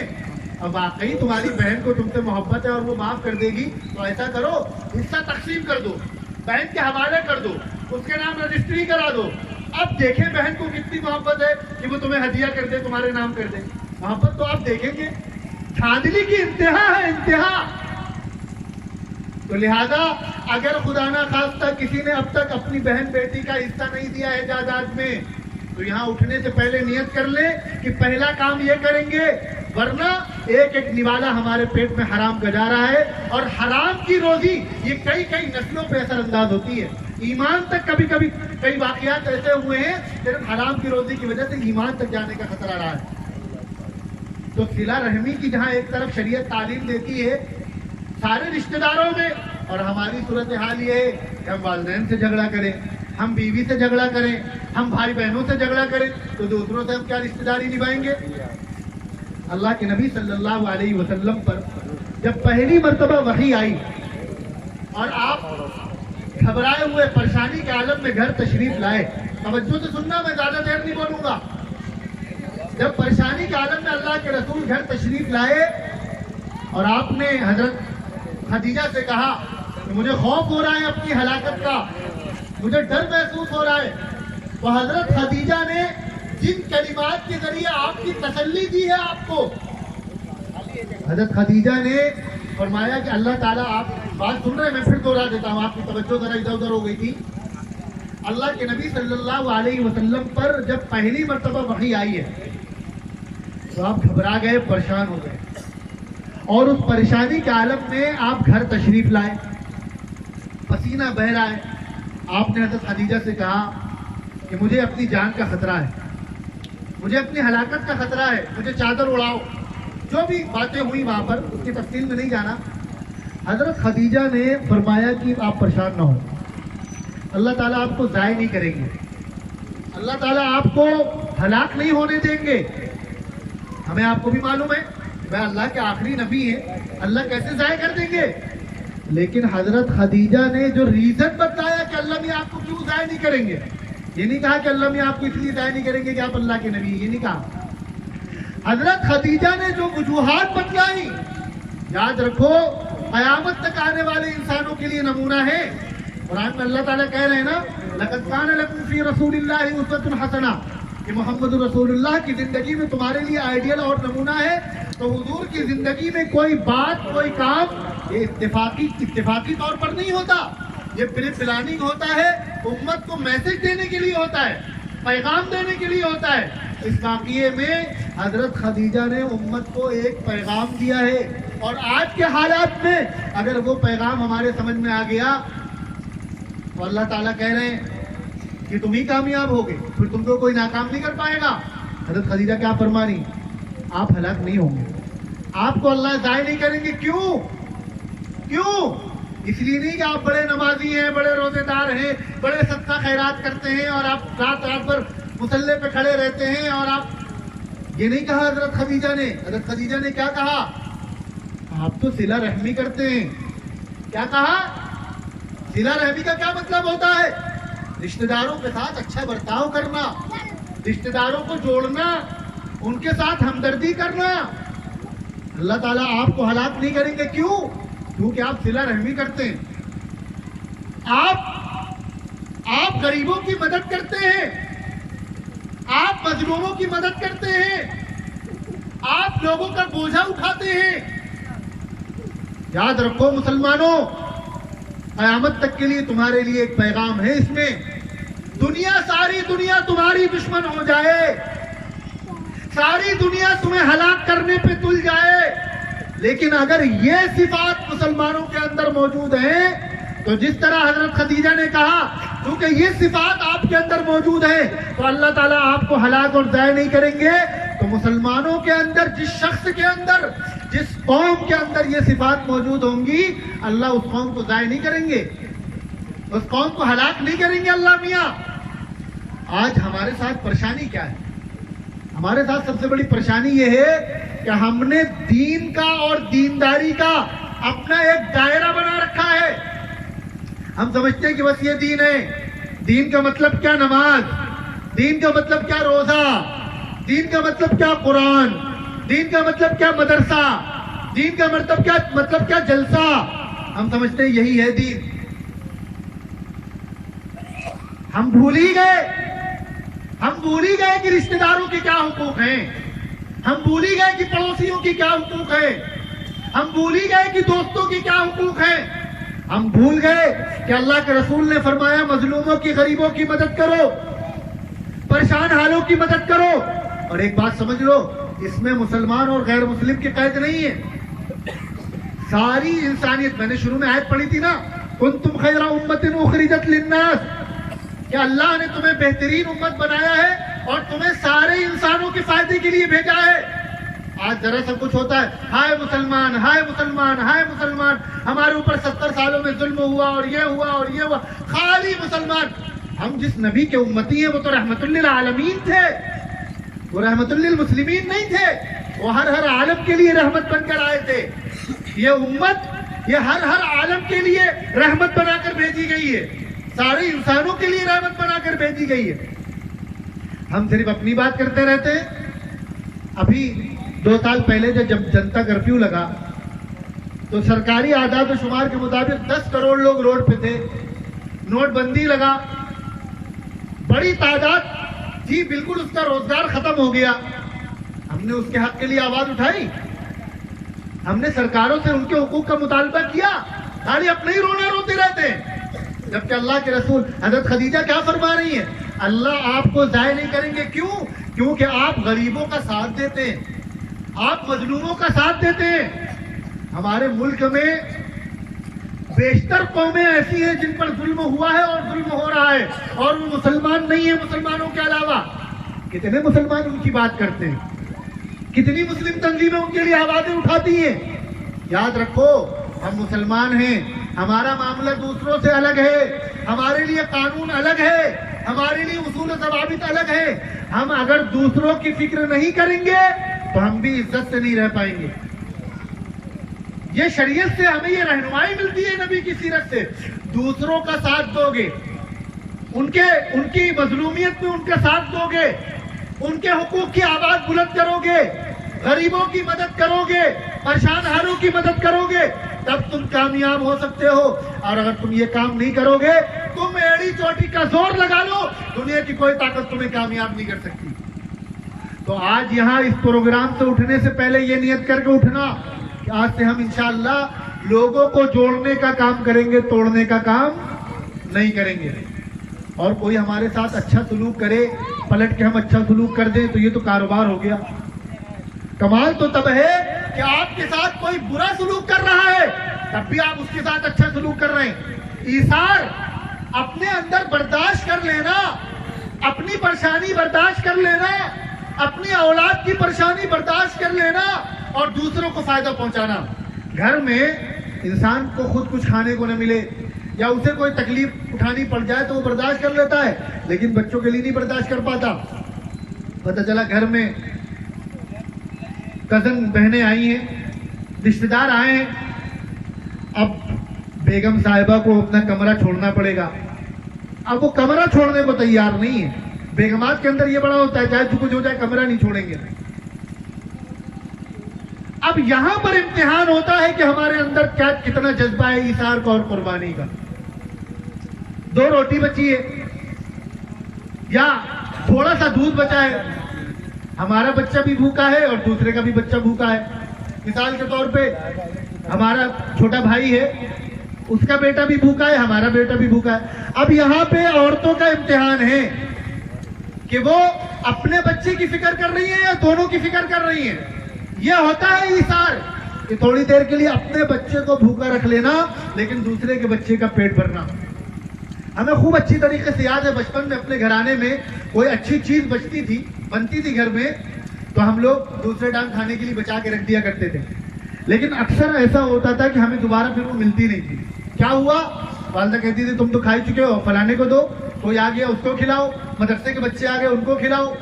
یا کبھی کوئی چیز بنی ہے اور ہم لوگ کھانے کے لیے بیٹھے ہیں اور کوئی طالب علم آ گیا گھر میں کسی کام سے تو والدہ اٹھا کے اس کو دے دیتی تھی. یہ ہوتا ہے ایثار، یہ ہوتی ہے قربانی. آدمی اپنے لیے تو برداشت کر لیتا ہے، اپنی اولاد تو برداشت کر کے دکھائے. تو کوئی ہمارے ساتھ اچھا معاملہ کرے تبھی ہم پلٹ کر اچھا معاملہ کریں. یہ تو بزنس ہو گیا، کاروبار ہو گیا. مزہ تو تب ہے کہ کوئی ہمارے ساتھ برا سلوک کرتا ہو تب بھی ہم اس کے ساتھ اچھا سلوک کریں. تو اصلاح معاشرہ میں جہاں بہت ساری چیزیں ہیں، آج اگر ہر مسلمان یہ طے کر لے کہ ہمیں لوگوں کو جوڑنا ہے، توڑنا نہیں ہے، اپنی ناک تھوڑی سی نیچی ہو جائے اسے برداشت کر لیں گے لیکن کسی سے لڑائی جھگڑا نہیں لیں گے. کسی سے ناراضگی ہو جائے زیادہ دن دل پہ نہیں رکھیں گے. ذرا سی باتوں کو لے کر گھروں میں جو عورتوں میں لڑائی جھگڑے ہوتے ہیں اللہ کی پناہ سالوں سال چلتے رہتے ہیں. پتہ چلا 10 سال پہلے کچھ ہوا تھا، آج پھر وہ تازہ ہو گیا. خالاؤں کے ساتھ، پھپھوؤں کے ساتھ، ننندوں کے ساتھ کبھی کوئی معاملہ ہوا اور 10 20 25 سال گزر گئے، بچے بھی جوان ہو گئے لیکن جب ننندیں آ رہی ہیں اپنے میکے تب پھر سے وہ معاملہ گرم ہو رہا ہے. انہوں نے ہمارے ساتھ یہ کیا تھا، انہوں نے ہمارے ساتھ وہ کیا تھا. ارے اللہ کی بندی، اللہ کے بندے، 4 دن کی زندگی ہے، پوری دن لڑائی جھگڑے میں گزار دو گے. تو اس وجہ سے معاشرے کی اصلاح میں ایک بہت اہم چیز ہے کہ انسانوں کو جوڑا جائے اور اپنے آپ کو دبا کر، اپنے دل کو مار کر، اپنی ناک کو نیچے کر کے انسانوں کو جوڑا جائے. والدین کی فرما برداری کی جائے، بیوی بچوں کے حقوق ادا کیے جائیں، بھائیوں کے ساتھ اچھے تعلقات رکھے جائیں، بھائی بہنوں کے حقوق ادا کیے جائیں، جائیداد میں ان کا پورا حصہ دیا جائے اور اس سے آگے بڑھ کر رشتہ داروں کے ساتھ اچھا معاملہ رکھا جائے. ہمارے پڑوس میں، ہمارے محلے میں کوئی غریب ہے، کوئی پریشان حال ہے، اپنی استطاعت کے وقت اس کی مدد کرنے کے لیے کھڑے ہوں. کسی بھائی کو بھی پریشان دیکھ لیں بے چین ہو جائیں. اگر یہ صفات ہمارے اندر پیدا ہو گئی تو حضرت خدیجہ نے نبی کریم صلی اللہ علیہ وسلم کے بارے میں کہا تھا کہ چونکہ یہ صفات آپ کے اندر موجود ہے تو اللہ تعالیٰ آپ کو ہلاک نہیں کریں گے، ضائع نہیں کریں گے. اگر یہ صفات امت کے اندر پیدا ہو گئی، ساری دنیا ایڑی چوٹی کا زور لگا دے، کوئی سرکار آئے، کوئی سرکار جائے، یقین مانو مسلمانوں تمہارا کوئی بال بھی باقی نہیں کر پائے گا، کوئی تمہیں نقصان نہیں پہنچا پائے گا. ارے یہ محبوب نبی کی امت ہے، حضور کے لاڈلے نبی کی امت ہے. حضور نے رات بھر گڑ گڑا کر اس امت کے لیے دعائیں مانگی ہیں. اللہ اس امت کو ضائع نہیں کریں گے. کوئی بھی ایرا غیرہ نتو خیرہ اٹھے اور امت کو نقصان پہنچاتے سوال ہی نہیں پیدا ہوتا. وقتی آزمائشیں آ جانا الگ بات ہوتی ہیں. یاد رکھو 1450 سال کی تاریخ میں اس امت کو کسی غیر نے نقصان نہیں پہنچایا ہے اور نہ کسی کی اتنی حیثیت ہے، اتنی اوقات ہے وہ کوئی تمہیں نقصان پہنچا سکے. امت کو جب نقصان پہنچائے اپنی حرکتوں کی وجہ سے پہنچائے، اپنی غفلت کی وجہ سے پہنچائے. آج بھی اس دنیا میں کسی کے اندر اتنا پاور نہیں، اتنی طاقت نہیں ہے کہ وہ تمہیں نقصان پہنچا سکے. تم نے ان صفات کو چھوڑ دیا، تم نے عقیدے کے معاملے میں کمپرومائز کر لیا. جو آئے، جو پٹی پڑھا کے سمجھا جائے، ایمان کے نام پر، عقیدے کے نام پر آنکھ بند کر کے اس کو تسلیم کر لیں گے. نہ علماء سے پوچھیں گے، نہ ان سے جا کر سیکھیں گے، نہ قرآن سمجھیں گے، نہ حدیث سمجھیں گے. جو عقیدہ جو بتلا کر چلا گیا وہ مان لیا اور ذرا سی اپنی ناک کے لیے. آج ہمارے محلے کا جائزہ لو، جتنی گندی زبان ہمارے نوجوانوں کی ہے کہیں نہیں ملے گی. میں اپنے ساتھیوں سے کہتا ہوں کانپور، مجھے نہیں معلوم یہاں کی کیا صورتحال ہے، شاید آپ کے یہاں بڑا اچھا ماحول ہوگا، میں تو اپنے یہاں کی بات کر رہا ہوں. 1 کلومیٹر بھی آپ کسی مسلم محلے سے بغیر گالی سنے نکل جائیں تو جو کہو وہ ہارنے کو تیار. ایسا ہو ہی نہیں سکتا کہ آپ کسی مسلم محلے سے گزرے اور آپ کی کانوں سے کوئی فحش گالی نہ ٹکرائے. یہ امت ترقی کرے گی، پھر اس امت کو دوڑا کے مارا نہیں جائے گا تو کیا کیا جائے گا؟ اس کا علاج بھی تو کرنا ضروری ہے. سب سے زیادہ دھوکہ دھڑی، سب سے زیادہ جھوٹ فریب ہم مسلمانوں میں پھیلا ہوا، سب اس میں شامل ہیں. کیا پڑھے لکھے، کیا جاہل، کیا دیندار، کیا غیر دیندار، سب اس میں. ہر شخص اپنے گربان میں جھانک کر دیکھ لے، میں کسی کو نہیں کہہ رہا، ہر شخص اپنے گربان میں جا کر دیکھے۔ دیکھیے دنیا سے تو جھوٹ بول سکتے ہیں، اپنے آپ کو کوئی آدمی جھوٹ نہیں بول سکتا۔ ہر آدمی اپنے گربان میں جا کر دیکھے کہ ذرا ذرا سے فائدے کے لیے ہم کتنا جھوٹ بول دیتے ہیں۔ کاروبار میں، روزی روٹی میں، دکان میں، ٹھیلے میں، جو بھی ہو، ہم کوستے حکومتیں اتنا کرپشن کر رہی ہیں، اڈانی امبانی ہر چیز کو خرید لے رہے ہیں، فلانے صاحب پورا ملک بیچے دے رہے ہیں۔ جس آدمی کو جتنا موقع ملتا ہے وہ کرپشن کرنے سے چوکتا نہیں ہے، اور ہم بھی اس میں شامل ہیں۔ کوئی بھی ہو، اس کو جتنا، کسی کو 10 روپے کا موقع مل رہا ہے تو وہ 10 روپے کی کرپشن کر رہا ہے، کسی کو 10 لاکھ کا مل رہا ہے وہ 10 لاکھ کی کر رہا ہے، کسی کو 10 کروڑ کا، کسی کو 10 ارب کا، 10,000 کروڑ کا موقع مل رہا ہے تو وہ 10,000 کروڑ کا کر رہا ہے۔ کرپشن سے اس وقت کوئی بچا ہوا نہیں ہے۔ مسلمان اپنے علاقوں کا جائزہ لے رہے، اپنے محلے کا جائزہ لے رہے، اپنے گھر کا جائزہ لے رہے۔ ان صفات کے ساتھ اگر ہم کامیاب بننا چاہیں تو کامیاب نہیں ہو سکتے۔ قرآن کریم میں صاف صاف اللہ نے فرما دیا، اور اللہ کا لکھا ہوا اٹل ہے، ہمارا ایمان ہے کہ اللہ کی مرضی کے، عقیدہ توحید میں یہ سنا تھا نا کہ اللہ کی مرضی کے بغیر کچھ نہیں ہو سکتا، کوئی ہمیں نہ کامیاب کر سکتا ہے نہ ناکام کر سکتا ہے۔ اور جب اللہ تعالیٰ کہہ رہے ہیں والعصر ان الانسان لفی خسر، سارے انسان ناکام ہیں، الا الذین آمنوا وعملوا الصالحات، کامیاب وہی لوگ ہیں جن کا عقیدہ صحیح ہوگا، جن کا عمل صحیح ہوگا۔ تو اب بتاؤ، اگر ہمارے عقیدے میں بگاڑ آ جائے یا ہمارے اعمال ایسے ہوں جیسے ہیں تو ہم کامیاب ہو پائیں گے؟ ایڑی چوٹی کا زور لگاتے سر کے بل لٹک جائے، دنیا ادھر کی ادھر ہو جائے، سورج پچھم سے نکل جائے، تب بھی کامیاب نہیں ہو پائیں گے۔ اور اگر نبی کریم صلی اللہ علیہ وسلم کی زندگی کو اپنا لیں، آپ کی سنتوں کو اپنا لیں، اور آپ مخلوق کے حوالے سے، حقوق العباد کے حوالے سے، لوگوں کو جوڑنے کے حوالے سے، رشتہ داروں کے حوالے سے، والدین کے حوالے سے، بیوی بچوں کے حوالے سے، غریبوں مظلوموں کے حوالے سے آپ جو تعلیمات دے کر گئے ان کو اگر ہم اپنا لیں تو پھر ساری دنیا ایڑی چوٹی کا زور لگا لے، الٹا لٹک جائے، سورج پچھم سے نکل جائے، کوئی ہمیں نقصان نہیں پہنچا سکتا، کوئی ہمیں ناکام نہیں کر سکتا۔ اصلاح معاشرہ کے حوالے سے آج کی اس پیغام کو اپنے کانوں سے سنیے، دلوں میں بسائیے، ذہنوں میں بسائیے، گھر گھر پھیلائیے، اور اٹھنے سے پہلے یہ نیت کر کے اٹھیے کہ انشاءاللہ اپنے کو بدلیں گے اور کوشش کریں گے کہ ہم لوگوں میں جوڑ پیدا کرنے والے ہوں، لوگوں میں توڑ پیدا کرنے والے نہ ہوں، عقیدے اور ایمان کے معاملے میں کوئی کمپرومائز نہیں کریں گے، اور حقوق العباد کے معاملے میں انشاءاللہ کوئی کمپرومائز نہیں کریں گے۔ اللہ تبارک و تعالیٰ ان گزارشات پر مجھے بھی عمل کی توفیق عطا فرمائے، آپ کو بھی عمل کی توفیق عطا فرمائے۔ میں ایک بار پھر بہت شکر گزار ہوں ہمارے رفیق محترم، دوست، ہمارے حضرت مولانا شاہد صاحب سے ہمارا جو تعلق ہے اس کو بتلانے کا وقت نہیں، میں آپ کو بتلاتا، بچپن سے یہ ہمیں دیکھ رہے ہیں، ہم انہیں دیکھ رہے ہیں۔ انہوں نے ہمارے مدرسے میں جامعہ محمودیہ میں تعلیم حاصل کی، ہماری بھی بڑی پٹائی ہوتی تھی، یہ دیکھتے تھے اس زمانے میں۔ اس کے بعد آپ دارالعلوم میں آپ نے پڑھا، اور وہاں جس طرح سے آپ متحرک رہے اور اب جس طرح کے اس علاقے میں کام کر رہے ہیں، ان کا ہمارے والد صاحب سے جو تعلق تھا اور ہم سے ان کا جو تعلق ہے اور ہمارا ان سے جو تعلق ہے، اس کو بتلانے کے لیے میرے پاس الفاظ نہیں۔ اور جس طریقے سے یہ علاقے میں کام کر رہے ہیں بڑوں کی سرپرستی میں، اور آپ حضرات کا، بڑوں کا، چھوٹوں کا، سب کو ان کا ساتھ، سب کا ساتھ ان کو ملا ہوا ہے، یہ اللہ کا بہت بڑا فضل ہے۔ اللہ تعالیٰ آپ حضرات کی اس ساتھ کو، اس سرپرستی کو، اس محبت کو، شفقت کو باقی رکھے۔ مولانا اپنے علاقے میں کام کریں، اللہ تعالیٰ ہم سب کو مولانا کا معاون بنائے، اور مولانا نے اس قیمتی پروگرام میں، اس انتہائی خوبصورت مجلس میں مجھے یہاں بلایا، میں ان کا شکر گزار ہوں۔ اللہ ان کو جزائے خیر عطا فرمائے۔ وآخر دعوانا